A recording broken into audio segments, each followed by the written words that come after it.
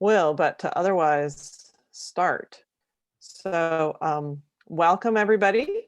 And good morning. This is the San Diego Regional Litter Abatement Subcommittee, and it's October 21st, just at 10 a.m. And as a reminder, we're doing our member comments and updates after the featured reports. So today we have an update on the Tarp Your Load program, so how that is progressing. And then we have a presentation from Caltrans that will address the Adopt a Highway program, level of service, areas of responsibility on Caltrans right-of-way, and litter removal and mowing operations. So we'll go ahead and get started here, and I'll just ask the clerk to just confirm on the record that we do have a quorum. Yes, Chair, we do have a quorum with us this morning. Okay, so first we have approval of the meeting minutes, and I would entertain a motion on that. Member Sotelo Solis, so move. Approval of minutes. Okay, thank you. So we have a motion and a second. Thank you. I'll go ahead and call the roll for the City of Encinitas. Chair Blakespear. Blakespear, yes. Thank you. For the City of Imperial Beach, Councilmember West. West, yes. Thank you. For the City of Oceanside, Deputy Mayor Feller. I don't think he's popped in yet. I'll mark him absent. Councilmember for the City of Lemon Grove, Councilmember Mendoza. Don't think I've seen her either. For the City of San Diego, Councilmember Montgomery Stepp. I believe she is also absent. For the City of Vista, Deputy Mayor Rigby. Rigby, yes. Thank you. And for the City of National City, Mayor Sotelo Solis. Sotelo Solis, aye. Thank you very much. And that passes with the City of Oceanside, City of Lemon Grove, and City of San Diego absent. Okay, thank you. And do we have any public comments today? There, I don't see any hands raised. Okay, great. Then let's go to the Tarp Your Load program. We'll go to Mark and Len, or whomever's taking that. I'll go ahead and give a quick start. Quick update is we finally did get a meeting together with Caltrans and CHP and I Love a Clean San Diego and Surfrider, and it was very productive. Everybody is on board to make these events happen. It's date critical for CHP for the next couple of months with the elections and different events going on. So that'll be the biggest hurdle is finding a date. So I am going to turn it over to Len because the next hurdle we're facing is engaging a particular landfill to be our first venue. So Len, did you want to update where we are in landfills? Yeah, so we've reached out to both Otay and Miramar. And of course, the concern is that having exposure during the COVID. So we're working the issues with each of those in particular. The two dates that we're looking at, again, on November the 14th and December the 5th. They're good dates, both for Caltrans and CHP, and for us, and they are around the holiday season, so they don't interfere with the holiday efforts as a whole, and they won't interfere at all with the greenery program that happens at Miramar. That's an extensive program that happens at Miramar.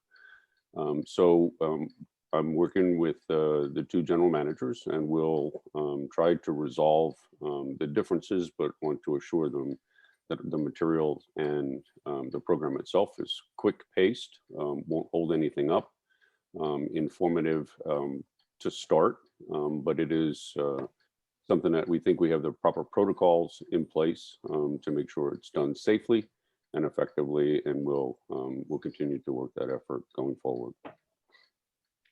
Some of the little pieces that fall in line are handing out a flyer to drivers when they come in, and Caltrans has had a flyer in the past when they had a similar program, and so that flyer can be used again, and they have offered to print that for us, so that's not an issue.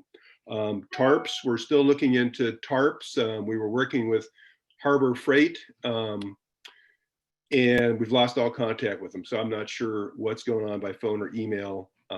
We've dropped off their radar screen, and I know it's mentioned to buy local. So I actually have engaged a local tarp company, California Industrial Fabrics, and an email is going up into their management to see what can be done for tarps made here locally. We did look into another great suggestion was canvas over a plastic type material, but we're looking at tarps in the range of $3, and a canvas tarp took us up close to $25 per tarp. So with the donated dollars, it's going to be hard to reach a canvas tarp over a plastic one.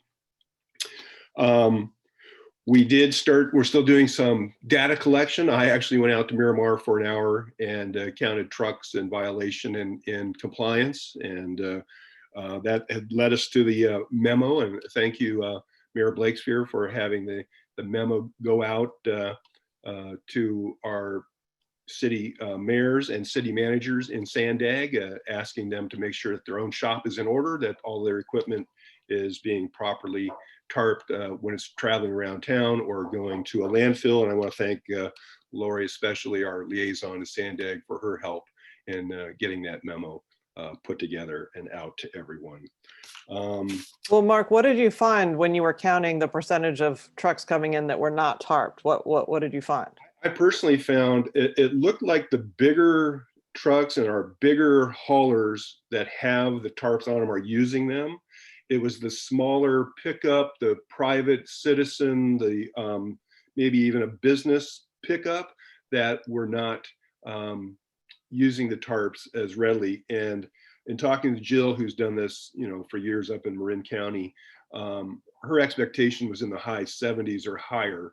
And on that weekday at lunchtime, had about a 23% violation of pickups that were coming into the landfill.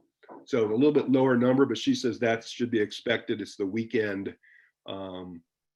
number of people going to use the landfill that are typically the highest violators. So we'll have to get out there on a weekend and see what we can see. So just to review what Tarp Your Load goal is. So when we have a date, and then there'll be volunteers handing out a flyer and saying you have to tarp your load when you come in, and then also providing a tarp, right? Is that what that event is? Correct. So there'll be a CHP officer, a Caltrans employee, a surf rider, and an I Love Clean San Diego volunteer. We'll have a flyer, we'll have a tarp. When the vehicle approaches, from a safe distance, even using your grabber arm, hand the flyer into the car, talk to them about the need for having their load covered. And then if the tarp we have fits that particular vehicle, offer them a donated tarp for the next time. Okay, so we'll do this like one time. I'll call on you in a sec, Mark. But so we do this one time, and then are we planning to move forward with like some type of enforcement or some warning period or something, or how do we move to make sure there's better compliance? Yes. In our conversation with CHP, they want to have a grace period too, but I believe they're working on getting information to all their local offices and officers about making more contacts on the road of the public. And again, I believe if it's our intent not to be citation heavy, but to make these contacts and hand out a flyer at that point of why it's important. And we did not determine a grace period if it's going to be 6 months or 1 quarter or 4 months. But at some point it'll probably roll over into a citation being issued. But we just want to gain compliance through education. If it comes down to citations, Right. They'll be ready to do that. Okay. Yes, I'll call on Len, and then we'll go to Councilmember West. And I just want to remind everybody that, in the last conversation that we had, is that there would be a period of time in which we'd be able to do a number of these, not just one, but also reach out to those entities which are responsible for moving materials on our highways, so that we could provide for them brochures, give them opportunities for instruction to their drivers or what have you, and then maybe even take 6 to 8 months to make sure that the message is out there before they really start the enforcement criteria. I think it'll be something that even after we do this, the individual at each of our particular landfills will be able to hand an individual the flyer. And that way that information flow becomes so much more transparent, if you will, on a larger scale before we start seeing any type of enforcement activity. Right. Okay. Councilmember West. Thank you very much, Mayor Blakespear. So, it's Mayor Deneen and I were talking about this program, and we feel very strongly this is a great program. That this weekend we're expecting our first amount of rain. It's coming on Saturday, and all of us know that once rain comes, our highways act like giant rivers to take all of our trash straight to the bays and waterways of San Diego County. So I think it's really important, that I love this program. I think it's great, but I think we should start with a press conference to make sure that if your data is correct there, Mark, that the citizen is probably one of our biggest rule breakers on this, and we need to get that information out to them because I don't think they really know. So I think that if we can put together and Len, I love seeing my I Love a Clean San Diego and Surfrider Brethren working on this. I've been working with you guys for years. We should put together a tarp that's got your guys' logo on it and put it at the press conference behind us and show people what they can do and how they can reach out and get these things. And we need to do it sooner than later, because I think, it's exciting that well, it's troubling too, that we're going to be seeing a drier winter, but that doesn't mean it's not going to happen. And we're going to see those major rainfalls. So I am very, both Mayor Dean and I feel very strongly that this needs to be started sooner than later. And a social distance press conference can be done that will be very effective. And then as we're looking at how we can enforce this, one of the programs that Surfrider San Diego used, or Surfrider California actually, back in the day, was a hold on to your butt program. And, if we're going to have our sheriffs and CHP being the enforcers, that's a lot. We have a lot of highways to cover. So what they used at Surfrider when they were going after cigarette butts, which is the biggest contaminant on your beach, besides sand, it's the most thing you find on there. They used a telephone number, and they just put a bumper sticker on cars and said, hey, hold on to your butt. And if you see a violation, call this number. And these are ways that we can put citizens to work to clean up our communities as well, and get them involved and get them being, we don't have enough CHP officers to patrol this, right? So I think putting them and saying, hey, I see a truck going down the road that's violating this, trash coming out of the back of it, they can pick up the phone, call somebody, and CHP can help out. So something like that. I know I would empower my Surfrider brothers and sisters to dust off the hold on to your butt program. And I keep saying butt, I'm not, I don't mean to do that, but dust off that program and put that to use in this Tarp Your Load program as well. So so soon we need a press conference sooner than later, and citizen activism helps this immensely. So. Yeah, that's a great point. And I think we should have Sandag involved in planning the press conference to get it out. I will say that I've seen no media on this subcommittee or any of the efforts so far talking about this topic. So I think we need to start to change that. It seems like the first thing we need is a date. So if you need us to help you, let us know at this subcommittee. That's the point of it, is that if you are running into roadblocks, that we should reach out and try to unstick whatever is stuck. So let's see. Anybody else want to make yes, Mayor Sotelo-Solis. Thank you so much, Mayor Blakespear. I wanted to share that on Saturday, November 7th. So it's after the election, because, we've got stuff going on and all over. So weekends are kind of packed. But on Saturday, November 7th, in National City, we're looking at El Toyon Park, having an electronic cleanup or drop off, and it's going to include mulch and one other item with Edco. So I know they weren't listed with what Len or Mark mentioned as the, landfills or disposal companies that they've worked with specifically, but in National City on the 7th, we are planning to do a big push in the next week or so. So if there were a need or a desire to want to do that, I could offer, that event to really highlight again, and anybody can drop off the electronics. So that's not a big deal. But if we wanted to include the tarp your load, because people will be taking and have the opportunity to take mulch. So that's it's all in the same family. So if you wanted to do that, let me know and we can connect you with our staff and really make it something, that's regionally recognized and really up to the committee, but that's something that I'd love to offer. And that's already scheduled for the 7th of November, post-election day. So let me know. Thank you. Okay, yes, Len. Just a quick comment, and I know that there's a difference, but we want to make sure that we're targeting the waste stream that is most impactful.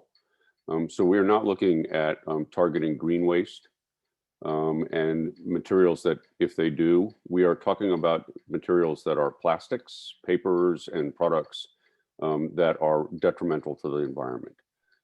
It doesn't mean that doesn't have to be tarped properly, but we want to make sure that our focus is not on the greenery, which is a biodegradable product if it does happen to go off. It's the other stuff that, unfortunately, people are using to cover it that ends up not getting where it's supposed to be. So that's really the target. Okay, thanks for clarifying that. Yes, I'm going to call on Kari Dodd from Caltrans, and then I'll go to you, Mark.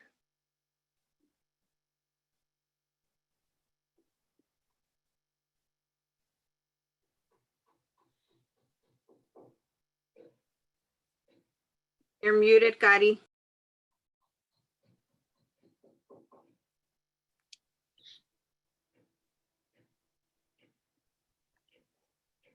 I'm not hearing her. All right, well, let's go to Mark, and then I'll call on you again, Kari Dodd, in a second. I just wanted to mention real quick that the media component is a very strong part of this. And I know our Surfrider media liaison is waiting for me to connect her to Caltrans, Sandag, and CHP's PIOs. And I think there's some discussion already going on in that circle. And I know Len also has a media person. So I think the date was critical till we put that piece into action, but I think they should start brainstorming here rather quickly since the date is approaching. So we'll put that piece into action probably today. Okay, that's great to hear. Okay, so Kari Dodd, do you want to try again here? You're still, on my screen, you're still looking muted. Oh, maybe not.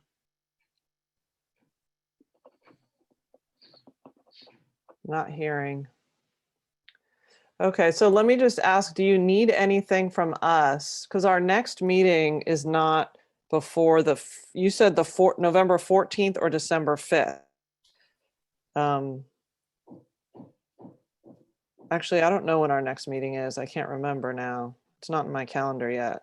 I know we moved it out of Veterans Day. Does anybody remember the date? November 18th is what it says on our agenda for the upcoming meeting. Okay, thanks.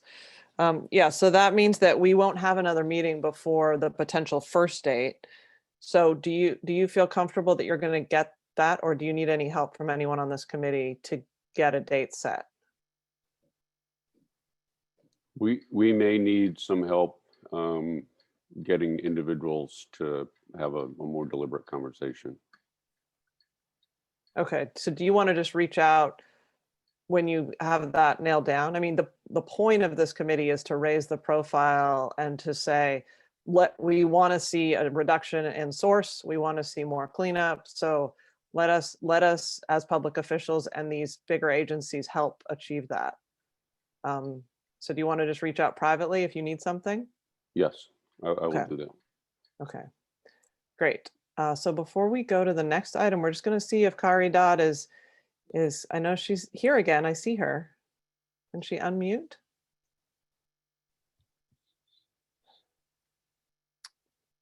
Well, you're always welcome to comment at even later when you've got that worked out. I see you, but you can't speak. Okay. All right. Well, I want to just quickly remind you that we need to give an opportunity for public comments before we move on. okay. That's right. Do we have any public comments on this?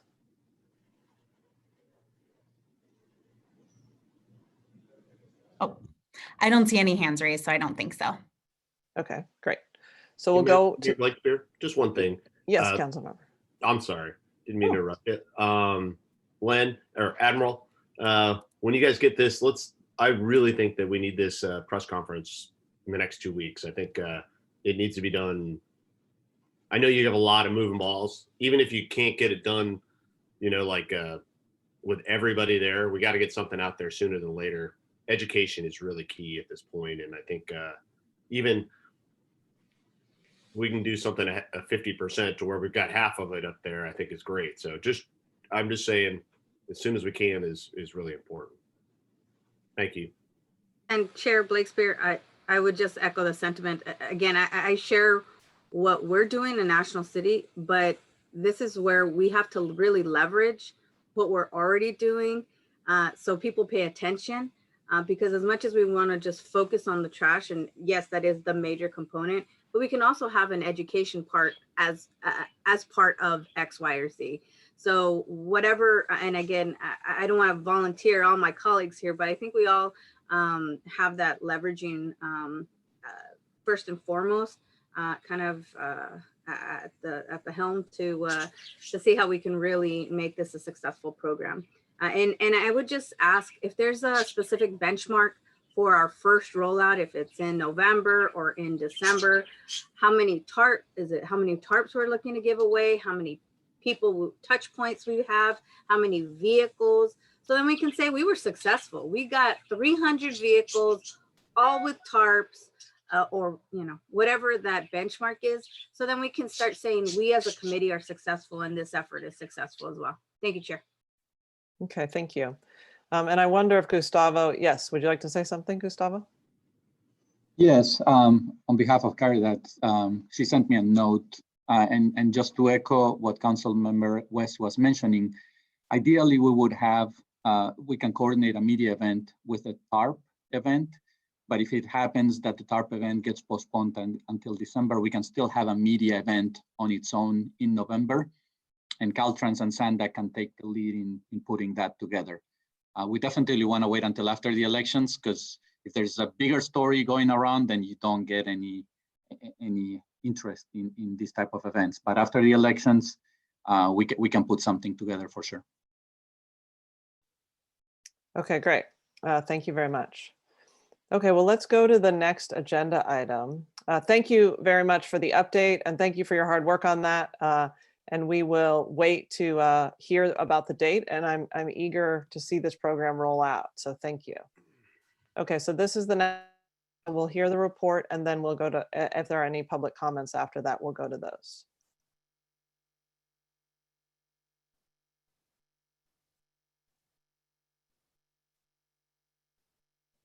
So what this report is follow up on Caltrans litter abatement strategies. So we will go to Caltrans now. Hi, this is Andrew Rice. Can you hear me okay? Yes.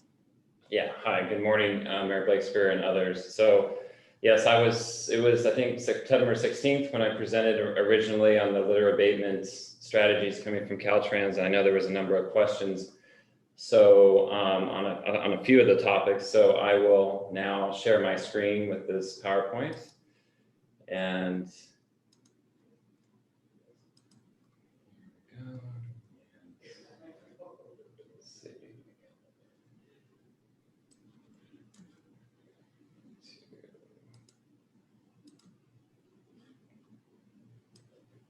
okay, so can you see that okay? Yes. Okay. So again, just back to kind of discuss a few of those topics in more detail. So our first subject was the Adopt a Highway. And we talk about availability. I think I mentioned previously, but we have available adoption sites throughout the San Diego region, most routes through the area. And the Adopt a Highway database that we have can generate reports basically for each individual city or the county. And what you see here, and it may be hard to see, it may be small, is a report. It's an example, and this happens to be Oceanside, and showing available adoptions on Route 5 in Oceanside. And you can see here like examples like Oceanside Boulevard ramps are available to adopt, Mission Avenue ramps, a portion of northbound I-5 is available. So these are the reports that I can do for all of you, for all the cities. We're working to get these reports online. And eventually, actually, with some upgrades to our database, our goal would be also then to provide some mapping online so that you can just look directly on a web link and see the map and see graphically what sites are available to adopt and what aren't or are already adopted. And again, sort of a point that I made previously, I guess I really do think that there's a potential to grow this, and I really want to leverage the city's relationships with your local businesses and to see if we can get more sponsorships, because I really do think we have a product here that will work for these businesses, and it's going to be a win-win situation for all involved. So our next slide with Adopt a Highway has to do with accountability, and I know there were some questions around that. And when we talk about accountability, we're really kind of focused on the permit, because within the permit, we define basically the frequency requirements as far as how often the group needs to clean. And historically, those groups sometimes don't always understand that. For urban San Diego, for most of our urban routes, probably it's a minimum of 1 time a month. There are even some areas that are twice a month. And that is kind of unique to Adopt a Highway compared to other maybe community service related to litter abatement that may be a little bit more like on a quarterly basis or even just a few times a year. So there is more frequency required here, and it's important that the volunteers understand that. And so then another process that I instituted about a year ago was to have each group then, after their monthly cleaning, is to send in pictures, and the pictures actually show the trash bags, and ideally with their group. And here are some examples of some very successful volunteer groups. This happens to be the Helicopter Sea Combat Squadron out of North Island on Route 805. And then up in the upper right is an example of the Agape Ministries along Route 67. So, but there are plenty of groups that do not stay active. And so we do basically want to emphasize communication with these groups, and that's either through email or through phone calls. Just being very proactive in that communication with these groups that aren't staying as active. And if that behavior continues, then eventually it has to sort of lead to a cancelization. There'd be a warning process, and then a final sort of closing out of the adoption. And just the sign that you see there is an example. Of course, when the adoption is closed, then that recognition panel is removed, so it's pretty obvious that that the area is available to adopt. So that I will go on to my last slide with respect to Adopt a Highway, and we wanted to share a pilot project that we're going to be looking to do. And we actually were contacted by one of the original authors of the California Adopt a Highway law legislation, who was concerned about the size of our signing and that it's not large enough really to promote the Adopt a Highway and conducive to sponsors and getting their name out there. And we did see that other states actually do. Some states do have a larger sign. And so we agreed here in District 11 to pilot a project to actually look at a larger sign. We haven't figured out all those details yet. Our goal is to actually institute it sometime early next year. And of course, then we would be evaluating the effectiveness and the safety elements of a larger sign. And I'd like to point out, we would probably be focused on sort of, our larger freeways, the multi-lane freeways, not the conventional highways or the ramps where you have smaller signs, but where the larger sign would obviously potentially be beneficial. So now off of Adopt a Highway, one of the other subjects that we discussed previously that there was questions had to do with level of service, or our own internal grading of our litter efforts and litter removal efforts. And I start with this slide that is the district map, because it's important to understand that the district, this kind of shows our district that is Imperial and San Diego counties, is divided up in two regions, our west region and our east region. And our west region is here on the far left, the coastal areas that encompass the major routes of routes 5, 805, 15. And sort of an approximation really is probably, say, San Diego State west is really the western region, kind of from the border all the way up to Riverside County. And the east region is then sort of dominated with these two areas that we refer to as the mountain areas and the desert areas. Now, it's important also to understand the east region includes some urban communities such as Santee, El Cajon, La Mesa, Lemon Grove, Spring Valley. So those areas do exist in the east, but this is important relative to our next slide when we talk about the level of service. And we did actually get some preliminary scores from fiscal year 2020, because I reported 2019 previously. And our score, again, overall for the district was 84 with a goal of 80. So we've exceeded the goal as far as an overall for the district. But when you look at this chart here, you can see that you can break it down and see the east region and the west region. And then they have scores in the respective zones, like I mentioned, the desert, the mountains, and coastal zones. And then also you'll see numbers here relative to those zones. And that has to do with this chart up above. And that's relative to the routes within those areas and the volumes on those routes. So a level 1 would be the lowest volume routes, while you get to level 5, and that's where you have over 100,000 ADT or 100,000 vehicles per day. So again, the big urban routes, the routes 5, the 15, the 805s, they would be in the level 5 and the coastal.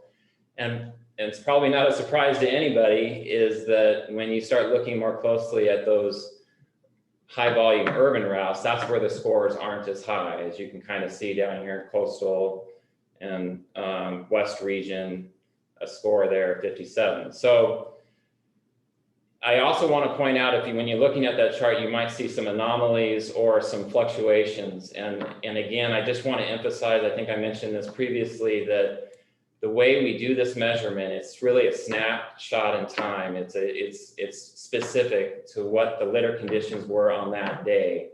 So, if we were to go out and measure the litter on Route 54 today for a mile long and get a grade, it might be different than what we would do 2 weeks from now or what we might see a month from now. And so because of that, you're going to see from year to year or, even between routes, these kinds of fluctuations. But as a whole, you'll see that the eastern region certainly has a considerably higher score than the western region. And so our proposal is that, certainly we want to improve the entire district, but with a focus sort of on making gradual improvements for these zones that are focused on these high volume urban routes that historically have been below 80. And that we would like to, say 10% annual improvements on those specific areas. So I'm hoping that kind of gives some clarity to the LOS process for Caltrans.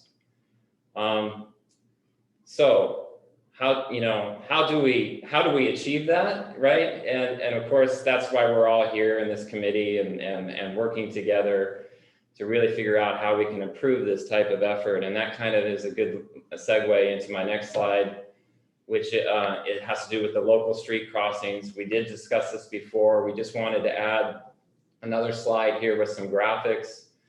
This happens to be Route 805 and Plaza Boulevard. And you can see the different colors there. the blue really being Plaza Boulevard itself, that traditionally is cleaned by the local city, in this case, National City, from say back of sidewalk to back of sidewalk. And we want to make it clear that this area in green really that extends from the back of sidewalk up to say the bridge abutment and up, next to the ramp, as areas that can be cleaned as well. And of course, we have existing agreements with the city, but I know that there were some questions from some individuals previously that they'd like something in writing to sort of authorize this additional cleaning effort. And so we've done that. We've prepared this memo letter, and we'll be distributing to all the local municipalities describing this area in green to be clean. Okay. Can you and then just finally- clarify, wait, could you just clarify what you just said? So your letter authorizes the city to clean the Caltrans right of way. Is that what you're just saying there? Yes, it is. There's an authorization, there's Caltrans right of way beyond the back of sidewalk that this letter will provide that authorization, correct? Okay, and so are you going to just send that cold to the cities and just basically say, hey, it'd be great if you cleaned up our right of way? Well, I think we're going to be sending the letter that describes in detail this area, and with the expectation along with an exhibit that describes it, saying that the expectation, since the city is already out there cleaning the street surface, that the expectation would be to be able to clean these areas beyond the back of sidewalk that often do collect a lot of trash. Yes. If I may jump in, Mayor Blakespear, the intent is that the city has already a responsibility to clean within the Caltrans right of way, and the agreements that we have with the cities already outline that, as well as with the county. So the issue sometimes becomes that, so the city forces are out there picking up trash already from the road and from the sidewalk. When all the city forces are doing that, if there's a piece of trash a foot away from the sidewalk or 2 feet away from the sidewalk, are they gonna reach over and pick up that trash? I think it makes sense that they do, because they're already out there. Now, how far up the slope do they wanna go? It's up to the city, but we're basically saying, help us, because your forces are already out there. Don't stop at the back of sidewalk. If you see trash, we don't want you to jump over a fence. If there's a fence, clearly on the other side of the fence is Caltrans' responsibility. But if there is no fence, there is trash, there is a shopping cart, your forces are out there. Help us and please pick that up. And I think one or two of the subcommittee members at the last meeting indicated that, well, we would like to see that in writing because, maybe there's liability issues. So the intent of the letter to the cities is to basically say, yes, we authorize you to pick up trash beyond the back of the sidewalk when your force is out there. So it's clear that, you have our permission and there won't be any liability issues with your forces. How far do you want to go? It's going to be a reasonable thing for the forces to determine. We definitely don't want them to go up the ramp all the way to the freeway. But if there's something on the back of the sidewalk, you're out there, your forces are out there. Please help us. That's the intent. Okay, that's good. Thank you.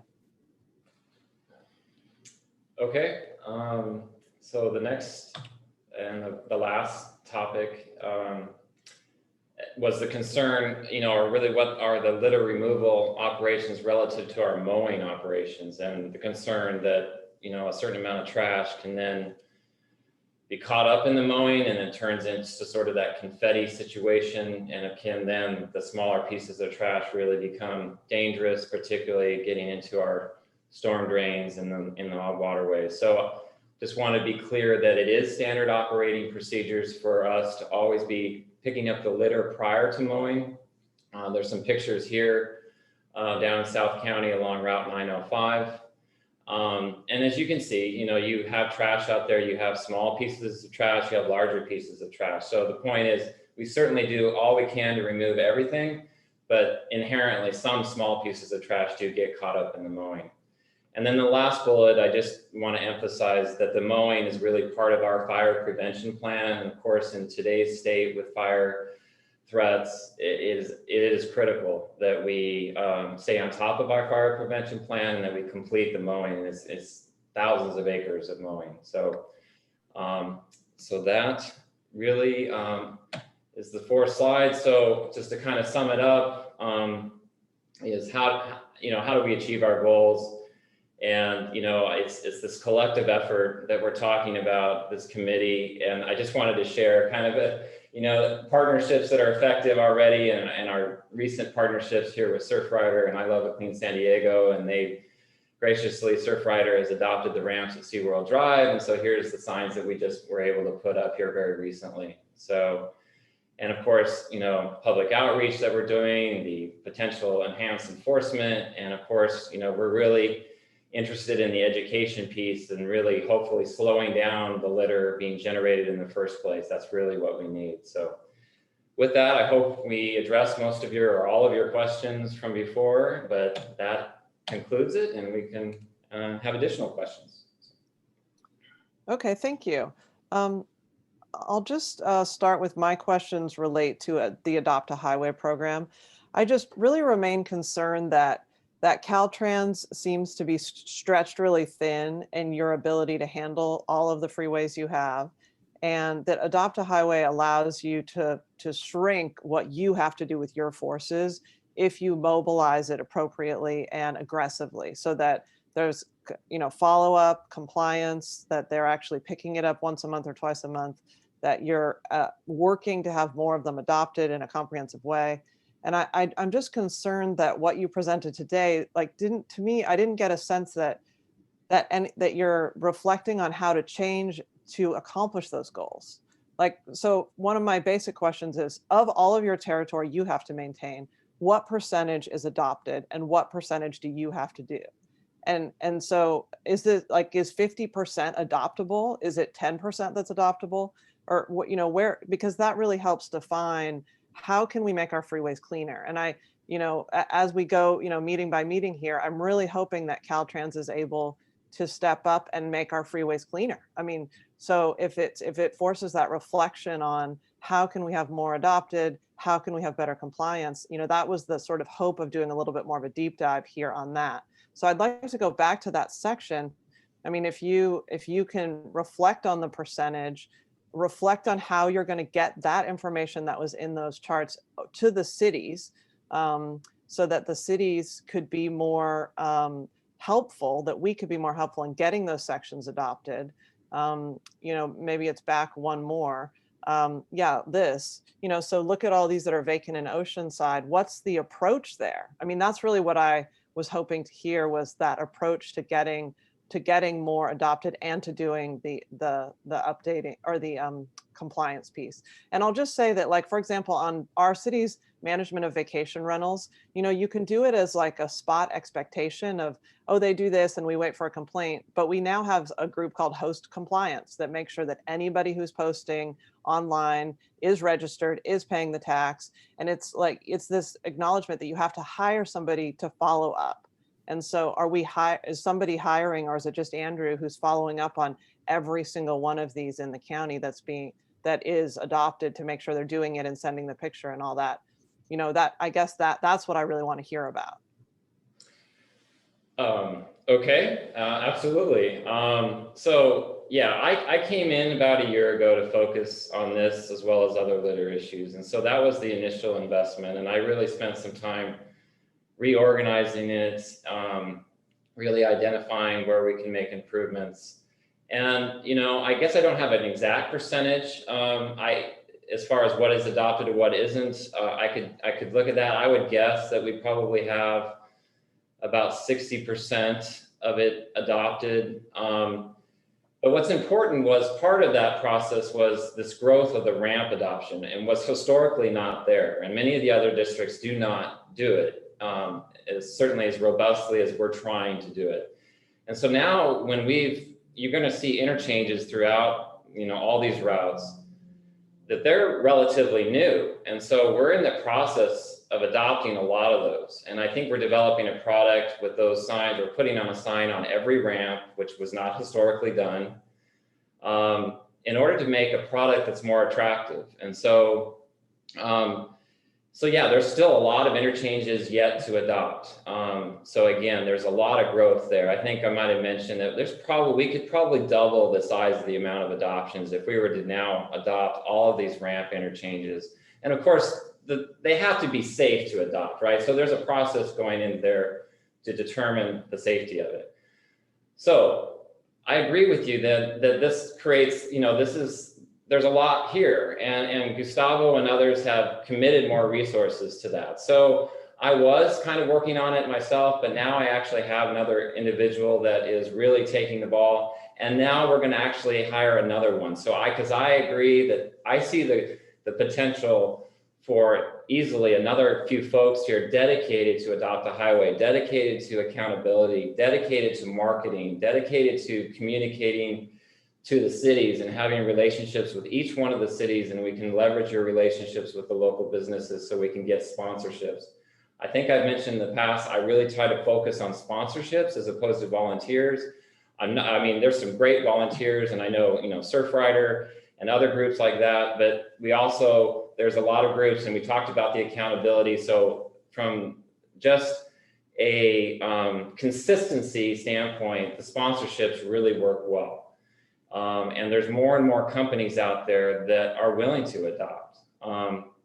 So it's a work in progress, but we're definitely getting there. And unfortunately, COVID hit, and I know we don't want to keep using COVID as this sort of excuse for everything, but it really kind of took a toll where we were going. We were really building some momentum, and of course, with the state of the economy, that was harder to get the adoptions, and then the whole COVID restrictions. In fact, the Adopt a Highway was canceled or suspended, I should say, for 3 to 4 months.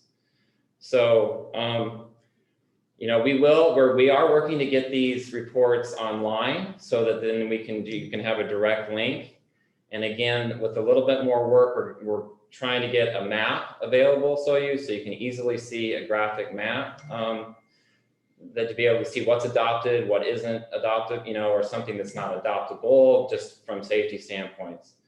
So I don't know, did that answer your question, Mayor Blakespear? That's really where we're going with this program.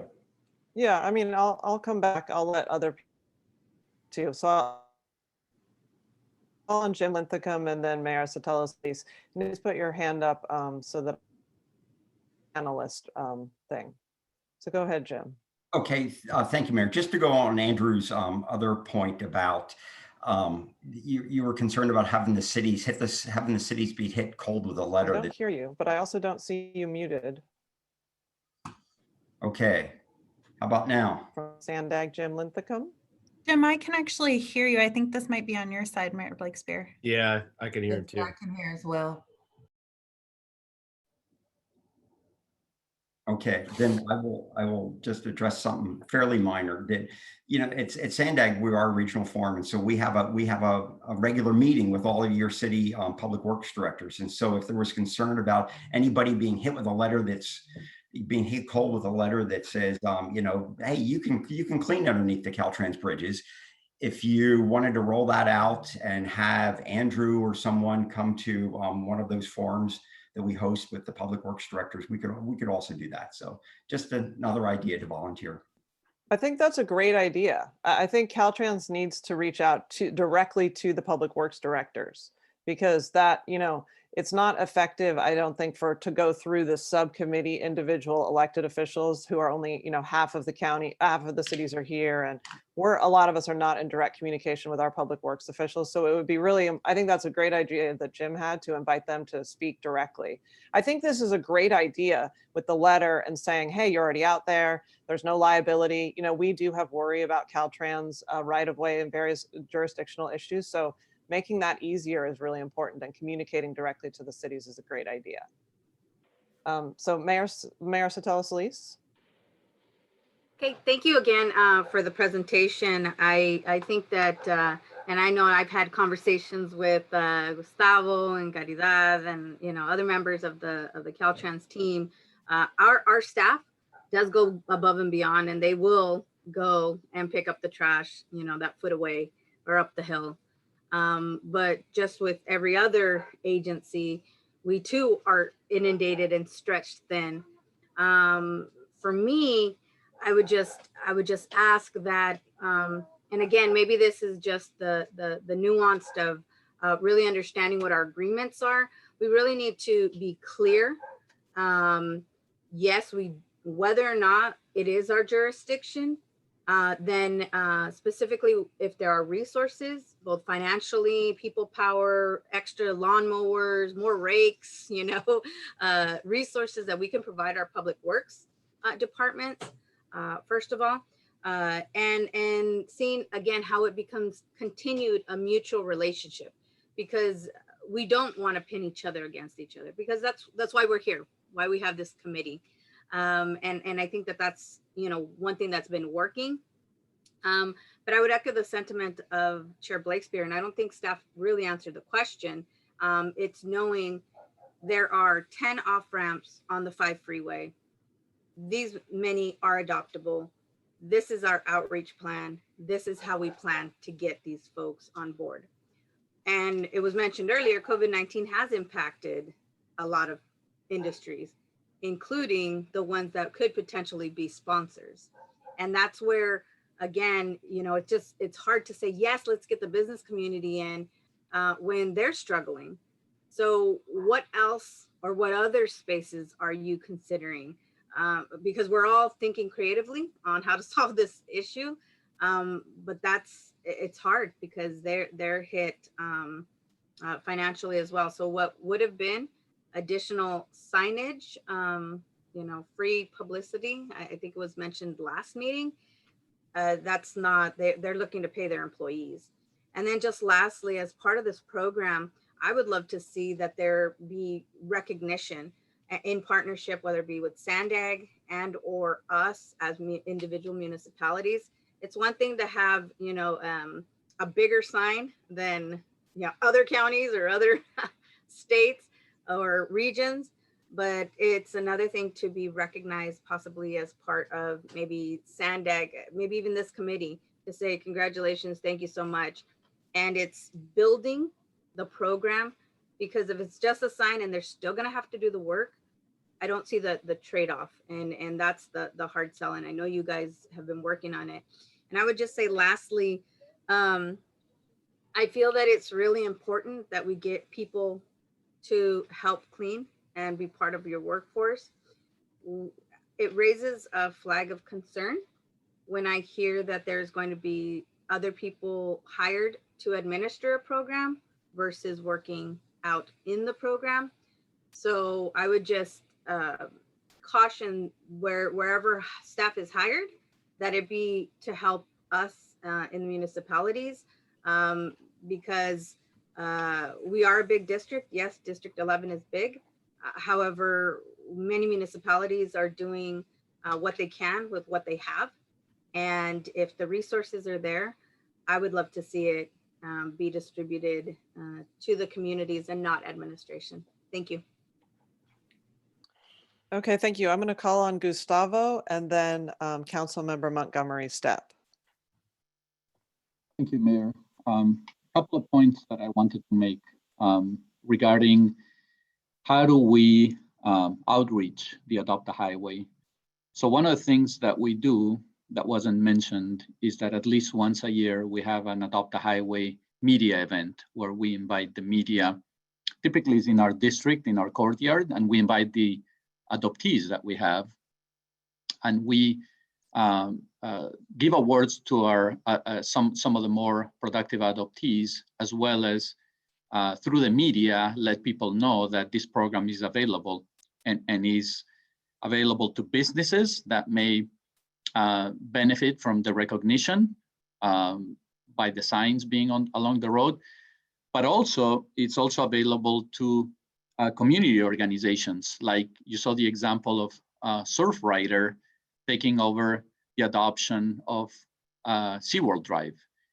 And the community, so we appreciate businesses and community organizations. So I know that COVID has hit businesses hard, and the ability for some of the businesses to devote resources to either hire contractors to do the cleanups may be diminished. But as you saw from the Surfrider example, community organizations on a volunteer basis, they can help us tremendously.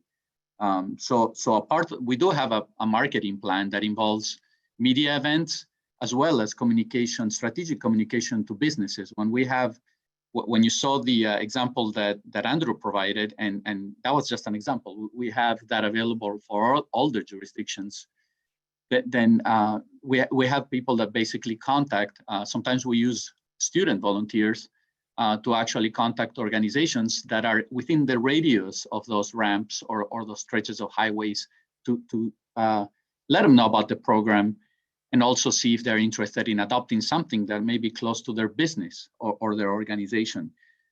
So we do a robust outreach, but if we can partner together, the cities also and the county have a lot of relationships with both businesses and community organizations, and that's why we're reaching out to you. With respect to Jim's comment and the mayor's comment regarding the undercrossings, the city streets that cross the freeway, yes, that's a great, wonderful idea. We will engage the public works directors, but we also need your leadership, like Mayor Sotelo Solis mentioned, that she supports this. We need your leadership because the public works directors are going to turn to the elected officials in the cities and tell you and ask you, what do you want us to do? Do you want us to do this or not? And that's where you all come in, hopefully supporting this. I think from the public, it doesn't make sense to have this imaginary line at the back of a sidewalk and have your forces pick up to that imaginary line, and if there is trash on the other side of that imaginary line, it's somebody else's responsibility. So I think we will definitely contact the public works directors, but I have to be honest, it's probably not going to go anywhere without the support from the elected officials, and that's why we're here. So those were my comments. Thank you. That's a great point. And I think anyone on this call, all the electeds on this call, should reinforce to their city managers and public works directors that we want to help Caltrans be successful. And so not duplicating efforts and efficiently using staff time, all that's really important. Okay, Councilmember Montgomery Steppe, and then we'll also go to public comments after that. Okay, thank you so much, Mayor Blakespear. I appreciate the presentation, Andrew, and also Gustavo. Thank you for that follow-up because you answered some of my questions. And we would be glad to be encouraging folks to sign on with the letters. I'm sure that the city already has, but I'm not, I don't know for sure. So I think we're all in a position where we are stretched thin and want a cleaner San Diego for so many reasons, a cleaner region. And so I think what would help me in getting there, because, we're right here on the slide, Adopt a Highway Accountability, to know kind of what folks sign up for, and whether there is, what the interaction is with Caltrans. I think, Andrew, you had a slide about, the different steps to cancellation. Just, are you all calling folks right now and kind of checking in on a regular basis right now, or is that something that you plan on starting soon? No, we are absolutely communicating with these groups on a consistent basis. Absolutely. Okay. And so it would be really good, I think, to Mayor Blakespear's point, to get a little bit more concrete information about who is responsible for what, as far as, how has the Adopt a Highway successfully consolidated the work that Caltrans knows that you have to do on the highways, especially within the city of San Diego boundaries, and would really like to see that. I'm just not, I know everyone is working hard. I'm not seeing any, it's a recurring event that's going on in San Diego, particularly when I am on the highways. It's just, we're kind of going uphill here. So I'm just still seeing a lot of trash. So anything that we can do to help please let us know. I think you've indicated a few things here in the presentation and in the comments, but I need to get a better understanding of where the buck stops with who. I think it would help us also when dealing with constituents so that we're more effective in getting the work done. I think the letters would help with that, but also having a better idea of what is in the purview of community organizations and businesses, and then what what is strictly Caltrans. So just a little bit more information on that I think would be good as a follow-up. But I appreciate the work. And I'm just, we do need to put this out to the public. It is important that elected officials are here and trying to do this work because, we have to use our influence, I guess, to make this region a cleaner place. So thank you. Catherine? Yes. Go ahead, Councilmember Fowler. I appreciate the presentation. I think it's incumbent of us. I'm continually in contact with our public works as well as our city manager regarding these issues. The part that I'm concerned about is the center dividers. Primarily, I think the idea of adopt a highway is great for these interchanges, and I believe that that's a win-win for our chambers of commerce, our various businesses that are in the vicinity of these interchanges. So I will be working on that, but I will tell you that the center dividers have weeds growing out of the middle of them. And I understand that you can't be everywhere. And my hat's off to Gustavo for all the effort that they put in up here. They've cleaned up Highway 78 a lot better. But I mean, there's just a number of things that nobody can do but Caltrans, and that's huge tree branches in the interchanges and those types of things. So I would like a copy of this Adopt a Highway presentation that was done this morning. Both the locations as well as the copies that we saw in the second part of the presentation. Thank you. Okay, thank you. And I'll just say, from my perspective, Mayor Blix, yeah. Could I have a couple of questions, please? Yes. After you go, ahead. for sure. Sorry. No, yeah, please, sorry. I didn't mean to interrupt. No, I didn't see your hand. But go ahead. It's fine. Okay, great. A couple things. One, I'm very happy you're on this slide here because I think this slide is something that is, as a person who's run a nonprofit here that has worked on trash, this, I think, whatever we're picking up trash in, it shouldn't be what they're doing on this.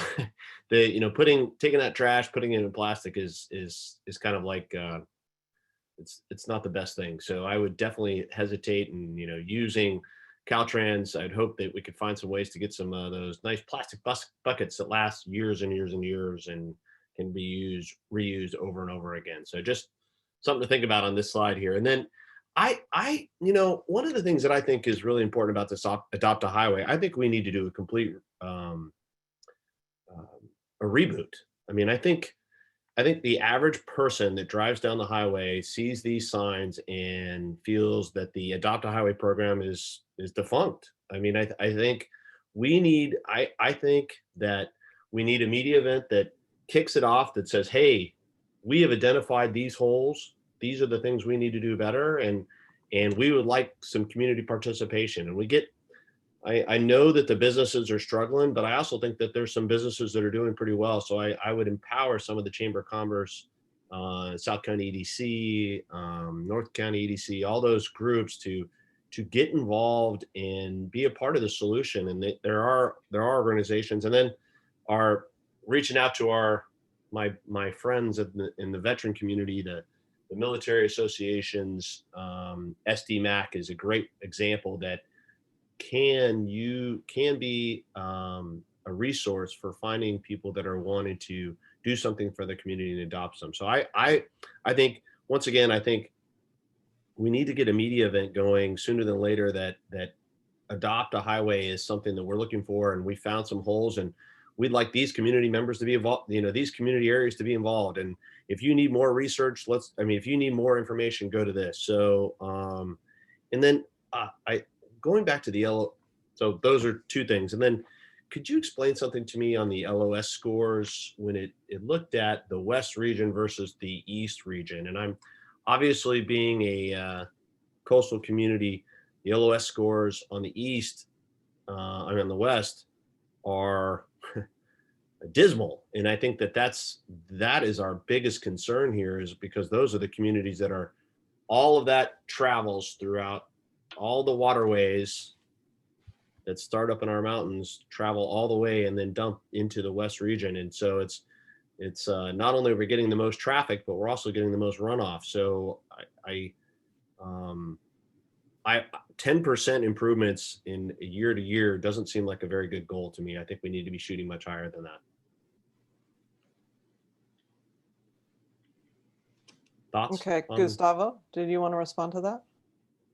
Yes, I'd like to make a comment regarding that. Thank you, Councilmember West. So the difference between East and West is just the number of people. It's not that the people in the East region are cleaner, and this just reinforces the fact that trash comes from people.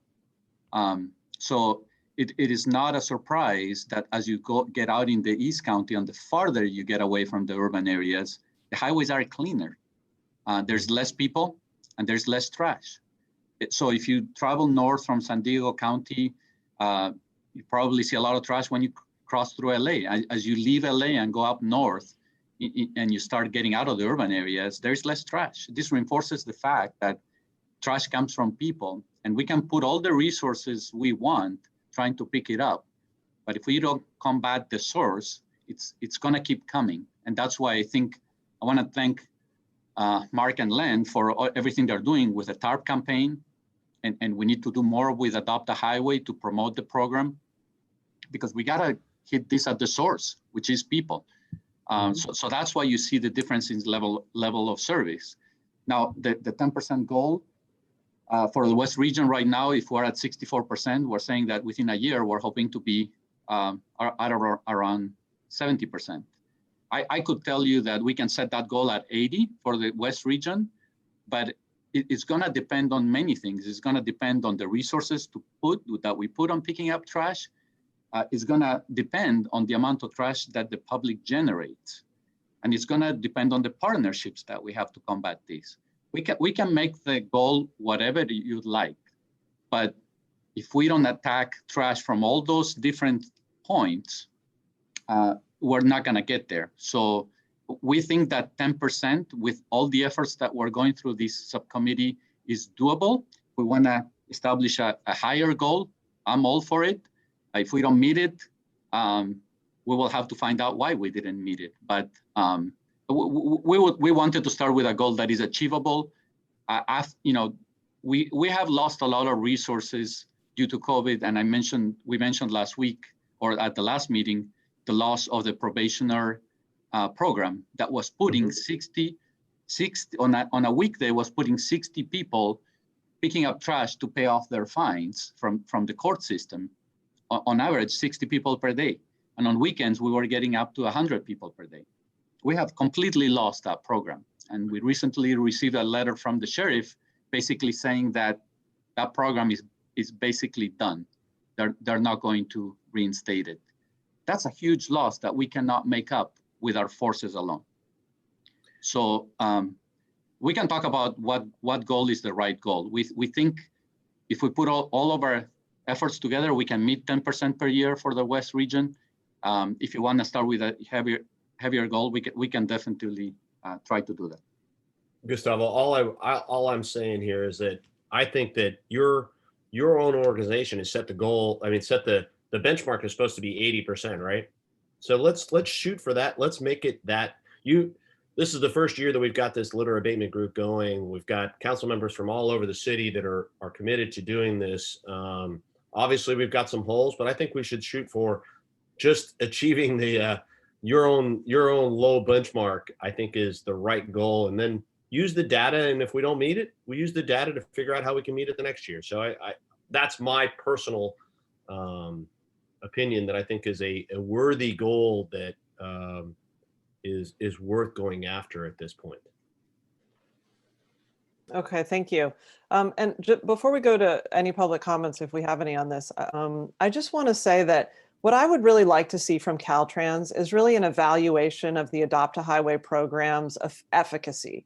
So in the big picture, because if you have, I don't even know, you haven't given us the number, how many total segments do you have that are adoptable? If you have, like, let's say 1,500 or 1,000 adoptable ones, you're having to manage those, right? And it's just like when our firefighters, when we decided, many people decided that firefighting should be professionalized. We shouldn't have all of these volunteer groups. They should be organized, professionalized, paid.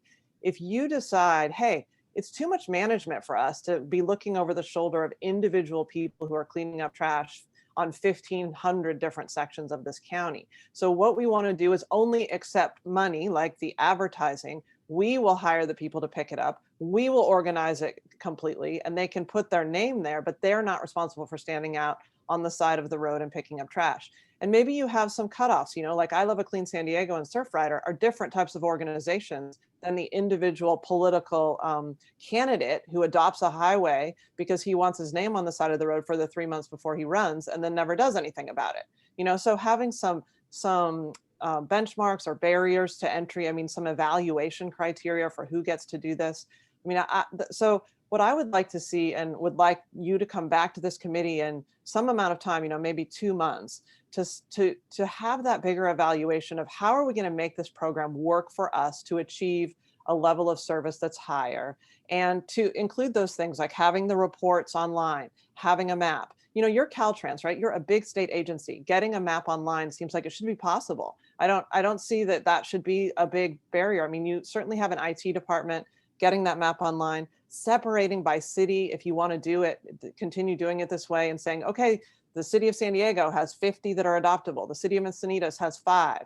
And so getting those released to each city so that the electeds, to your point, the electeds and the public works directors and the business community and all the different social service organizations can start working on that. But that it seems like it's comprehensively evaluated for success, because I guess I still am not having the confidence that that's happening. It seems like the information today was sort of around the edges, and I really want the clear, deep dive, big picture analysis of this is how we're going to run this so that it works. And maybe we want to put this meeting, give you enough time to do that, but put this meeting in January, when this committee meets in January, that we hear back from you, that first meeting in January, about the full Adopt a Highway program.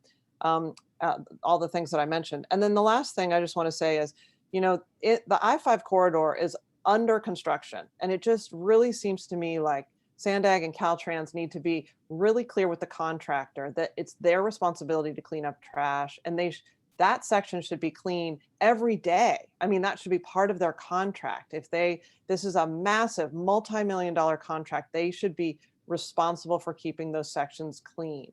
And that should be something that you're not dealing with right now. It's taking it out of your responsibility.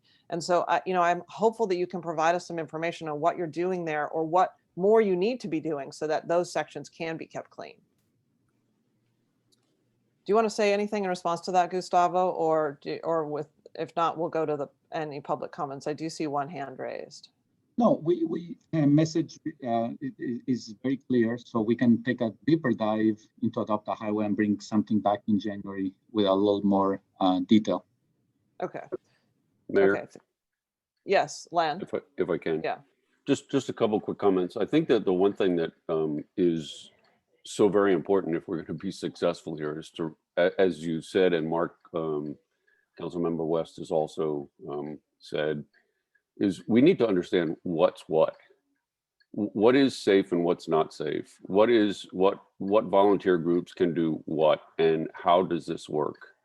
I Love a Clean San Diego operates and manages 144 different adopted beach sites for the California Coastal Commission. And we do so with one individual, but more importantly, there are as many as 7 volunteer groups per site. So I'm thinking that maybe the program does need an overhaul, and we need to understand what it looks like. But in the same fashion, having one individual to adopt a particular section may not be achieving the goal that you have in the Western region, where there's so much more opportunity. And we have so many volunteers who are willing to engage. We just completed our coastal cleanup day, and we had 7,892 people for the day go out and pick up because they're concerned.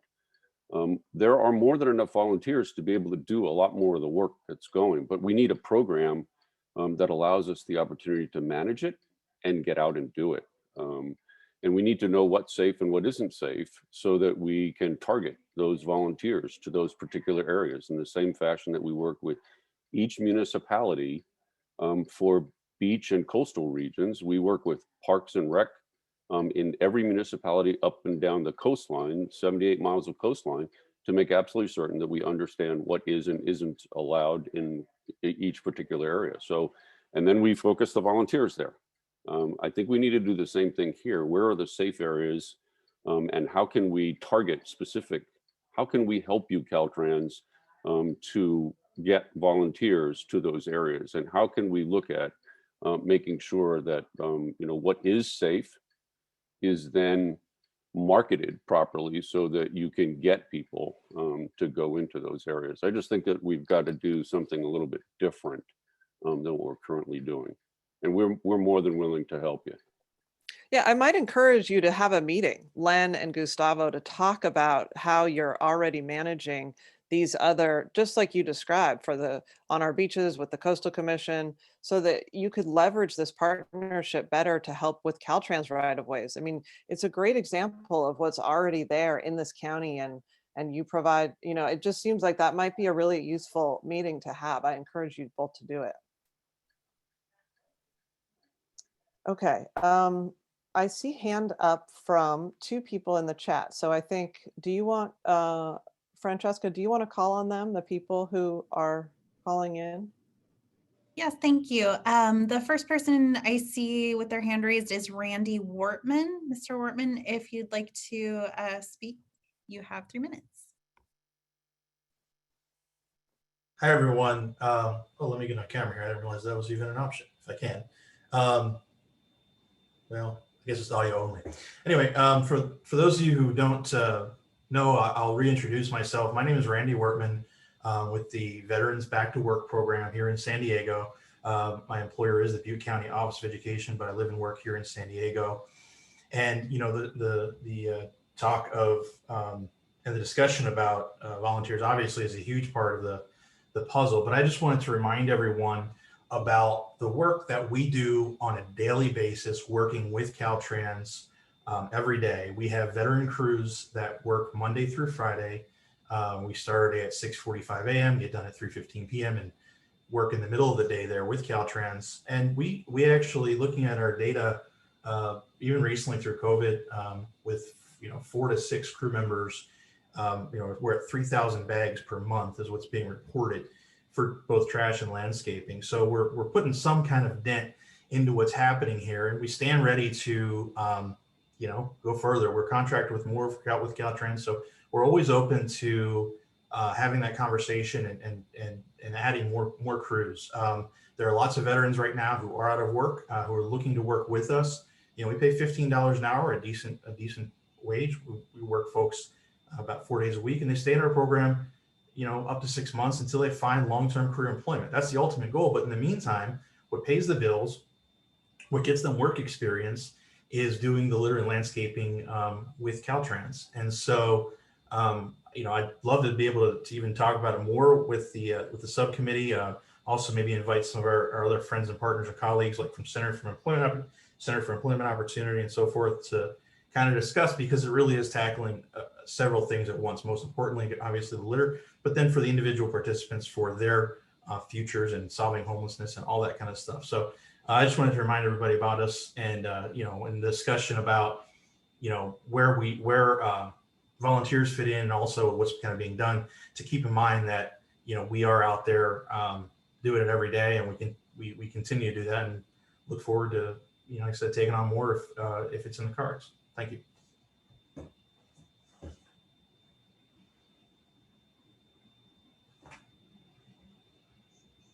Thank you. Thank you. Chair Blakespeare, I did notice that 2 advisory members have their hands raised. Would you like to let them speak before we continue with public comments, or should I continue with the public members? Who are the 2 advisory members with hands raised? I see both Jeff Monetta and Michael Wanseidler have their hands up from the county. Okay, yeah.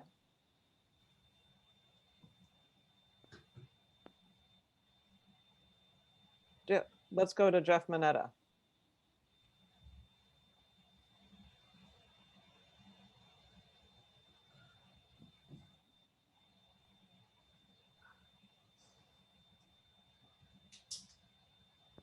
Jeff, I think you have to unmute yourself unless production, is that something you do for him since he's an attendees? Can you hear me now? There you go. Okay, it just popped up on the screen to unmute. All right, in regards to homeless cleanup within Caltrans right-of-way, we actually seek approval from Caltrans in order to conduct that cleanup. So we hand out the housing vouchers for those that are living within that area. And then within 72 hours, once they have left the area, then we go ahead and conduct the cleanup. So just wanted to clarify on our end how we handle within Caltrans right-of-way. The other item that was brought up by Gustavo was regarding the probationary program by the Sheriff's Department. And we have concerns as well in Public Works because it increases our costs with the loss of that probationary program. So we're actually looking at a hybrid program where Public Works supervisors would supervise any probationary workers. Typically, these are people that can't pay their fines, so they're very low risk. And we don't, from a Public Works standpoint, we believe that our maintenance supervisors can handle that. So that might be something that other cities may want to look at, is having Public Works supervise the probationary program, which lessens the costs on maintenance. In regards to Mayor Blakespeare's comments regarding having contractors clean the site for construction projects, I think that's a great idea. And maybe as a group, as Public Works Directors group, we can all talk about including that requirement as part of the contract specifications. There are already stormwater requirements and cleanup requirements with construction contracts. And I think that would be good as well to include that requirement to keep the site clean, and that would help in that process. The last item I have is I have concerns with the Adopt a Highway program in the sense of getting businesses to step up. With the COVID situation, I think the recovery period is going to take quite a bit of time. So I was just curious from Caltrans if you've identified one-time cleanup costs for those hotspot locations. And the hotspot locations I'm referring to are those that have the low score on the level of service. So I was just curious if you've done those calculations on the estimated cost for the one-time cleanups. That's all I have. Thank you. Thank you, Jeff, for those great comments. Gustavo, did you want to respond to that last question that he asked? Yes. I don't have a cost for a one-time cleanup, but we do allow permits for one-time cleanups. The problem with those areas that have the low level service scores is that it's not a one-time cleanup solution. You need consistent cleanup at those locations. But if there are groups that want to come into a right-of-way in a specific area and just do a one-time cleanup, they can contact us and we can arrange for a permit for them to do that. To address the comment regarding the construction contracts, picking up litter is on all of our construction contracts as a requirement of the contractors. They bid to do that work, so we compensate them to do that work. So as you mentioned, Mayor Blakespeare, there's a lot of construction ongoing on I-5, and the litter pickup in the active construction areas is being handled by the contractors. What they don't pick up is in the areas that where they're not working, basically. But it is a provision in all of our contracts, and it's being monitored and enforced.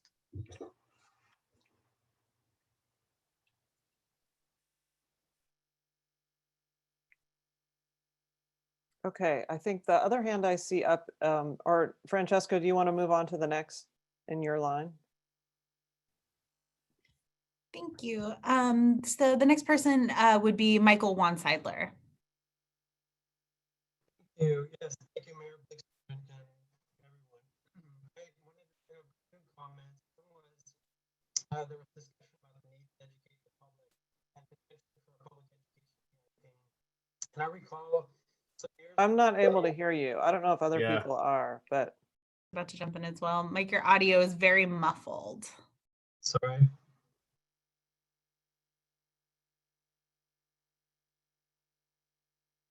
Can you hear me now? It's better.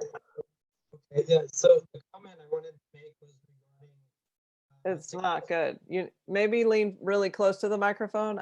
We can't hear you very well. I'll try back in just a moment. Okay, Chair, if it's okay with you, can we move on to the next public comment and maybe come back to Mr. Wanseidler? Yes. Okay, great. Eliza DeBelliso? I'm sorry if I'm butchering. Elizabeth DeBelliso.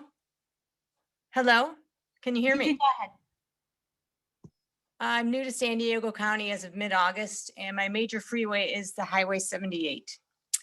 It is an eyesore, as you know, there are many of those issues on the highways in the area. So I do everything I can to avoid this road. I would not drive on it with out-of-town visitors. That's how embarrassed I am of it. I joined this meeting because of the serious concern about highway litter.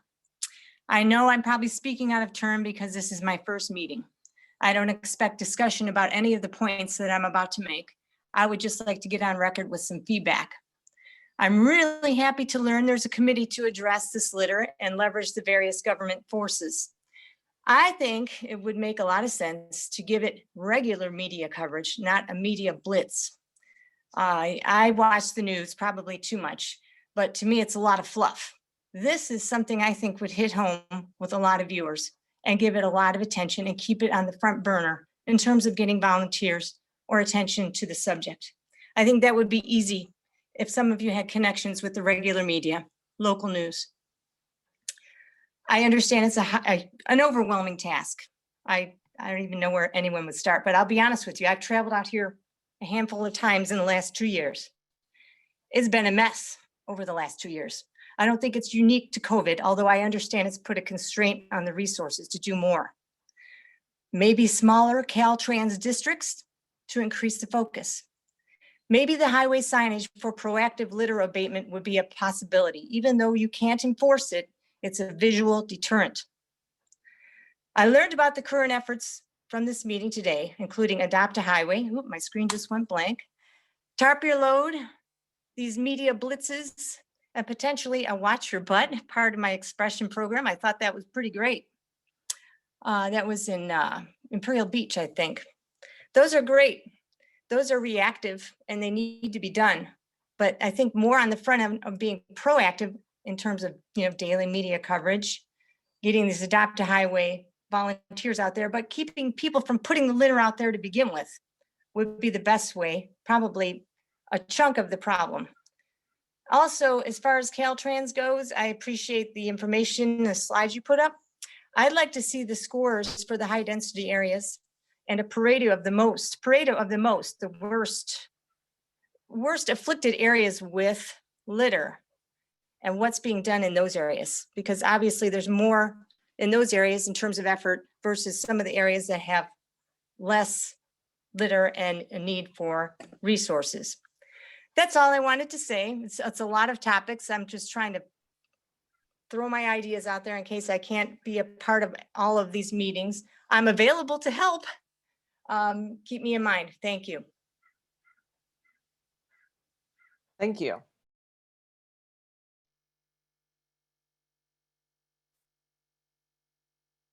Okay, Michael, do we want to go back to you? Yes, can you hear me now? Yes. Okay, thank you. Yes, so I wanted to bring up on the topic of media campaigns. There was a successful campaign some years ago called Don't Trash California that Caltrans had done. I think it may have been a decade ago or maybe less. And so I thought, you know, as we're looking to try to advance the public's support and interest in this, potentially some of those collateral materials could be used again if we want to get started immediately. And then secondarily, to follow up on your comments, Mayor Blakespeare, about potentially funding cleanups at adopt a road areas. You know, I think maybe it'd be interesting to learn more about the program from Caltrans on whether or not when a business shows interest, if they're provided with a list of volunteer organizations or other groups that might be willing to do that task for payment, like a conservation corps or the veterans group that was mentioned. There may be a large number of businesses that are interested in the promotion, but may not have the staff that are able to, or volunteers that are able to do that work. Those are my comments. Thank you. Okay, thank you very much. Francesca, do we have any other public comments? I don't see any other hands raised here. Okay, well, we're right here at 11:30, so I think we should try to be timely. I want to make sure that anybody who wants to speak, any subcommittee member comments or updates, that you are allowed to do that. And also just, I would ask if there is any topic you would like covered here. You know, the goal is obviously to make our highways cleaner and reduce pollution and reduce litter on the freeway. So all the different ways we get at that. You know, the next item that we will be hearing about is California Highway Patrol, because they're the ones, as you might recall, we talked about this last week, they're the ones who are managing accident sites. So when we see things like bumpers or things that are left on the side of the freeway or shattered glass or those kinds of things, we need the Highway Patrol to let us know about their approach and any improvements that could be made. So that's our next item. But if there's anybody else, if there's any other topic that you want to see addressed here, please speak now. Let me see if I can see anybody. There is one hand raised. Yes, Deputy Mayor Rigby. Thank you, Mayor Blakespeare. When we met the first time or the second meeting, we did talk about some of the previous litter campaigns that had happened in the 70s and the 80s, including Give a Hoot, Don't Pollute, and a couple of other ones that were mentioned. And we talk about doing a press conference to kick off the Tarp Your Load event or program. But I think that we should go back to discussions on an overall campaign. I think a publicity event to kick off Tarp Your Load is a great idea.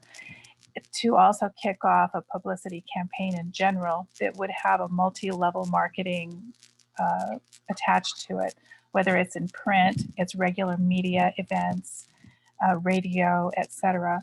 So I'd like to see us maybe develop something to be an ongoing campaign for the public, because I think that would be really beneficial to kind of bring that out again. And I really like the idea of working with our public works people at City Hall.